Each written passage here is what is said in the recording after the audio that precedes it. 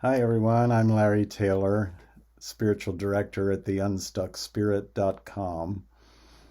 I think any kind of faith community, whether that would be a church or a synagogue or temple or whatever, any kind of faith community ought to be, among other things, um, a place of acceptance, a place of healing, a place where people can find peace and solace, and where they can receive help in connecting with the divine, and build relationships with others uh, in a healthy context.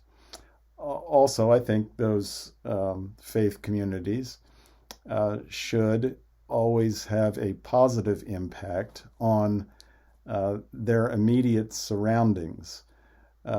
Depends where they're located, what that immediate impact may be. But I'm thinking in terms of service. I'm thinking in terms of um, food closets and soup kitchens and um, ministries to help people in that immediate neighborhood. Not that they're limited to helping people in that neighborhood, but it ought to start there.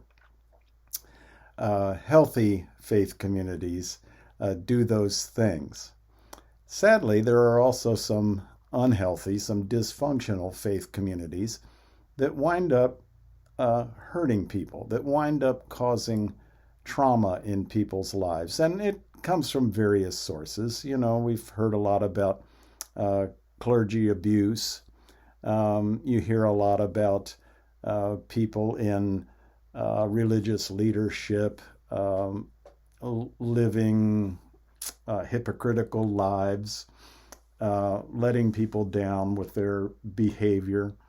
Um, there are doctrines, there are teachings which can cause trauma to people.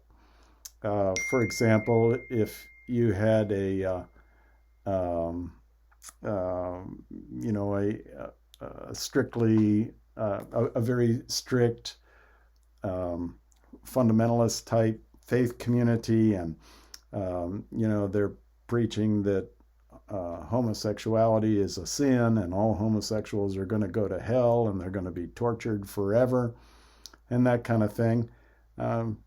Someone sitting out there in the congregation who is attracted to people of the same sex, they every time they're there, they are feeling condemned, and if they internalize that message, it can lead to things like suicide, and sadly has in many ways.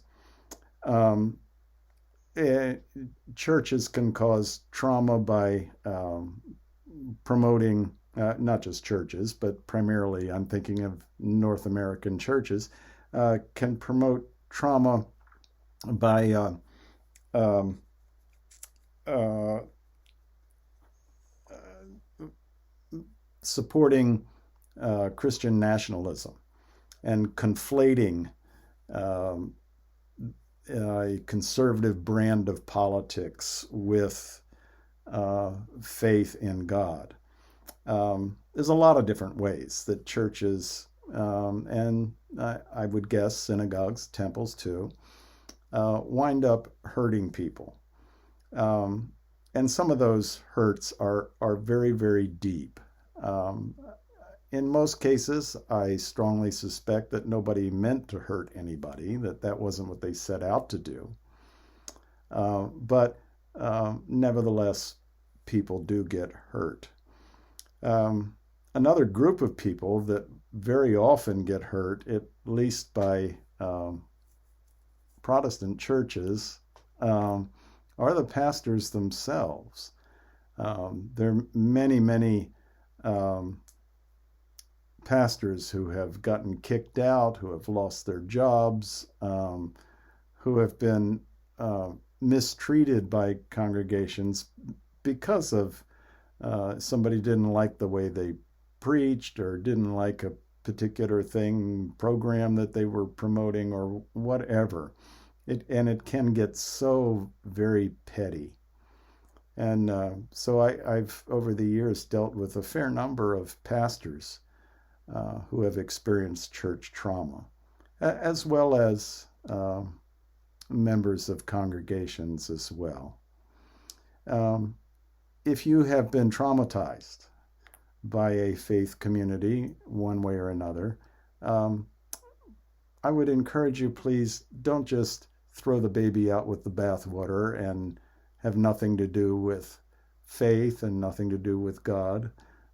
God loves you, and God is love. And you can, you don't have to go back and join that church that hurt you.